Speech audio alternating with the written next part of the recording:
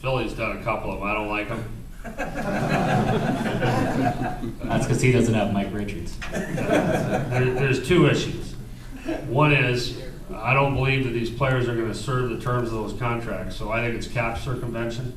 If you give a guy a 12-year deal and you know he's only going to play 6 years, the last couple of years you drop the value of the contract down, so it drops the AAV of the contract, the average annual value, reduces the cap hit. But you know, after 6 years, this guy's going to go back to Finland or wherever. I don't think it's honest. I think it's cap circumvention, so I don't do them. And I think the risk, that you put on the team, like, let's take a scenario where you've got a player and he says, well, I'll go home after 6 years. Okay, the chance of the GM being there in 6 years, I mean, if you serve past one president's term in the U.S., that's a good stint as a GM. So you're probably gone. And let's say he has a good year after the 6th year. Do you think he's going to admit he made that mistake or he made that promise? Oh, I said I'd go home. He's going to say I want to play another year. And if you want to try and enforce that with the NHL and you say, hey, we had a handshake, you get fined $1 million in the first-round pick because you made a cap circumvention agreement. So I don't like them.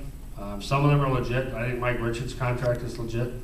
But even there, you get a big money contract for 12 years. You can only insure it for 6.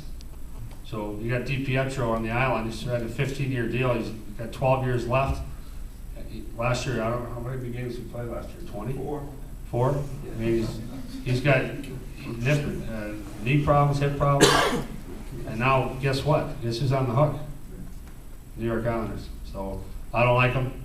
The longest I've done is 5 years. I signed Ryan Getzlaf for 5 years. I signed Corey Perry for 5 years. That's as far as I've gone. I might do 6 in an extraordinary case, but I don't like them. Patrick, your comment.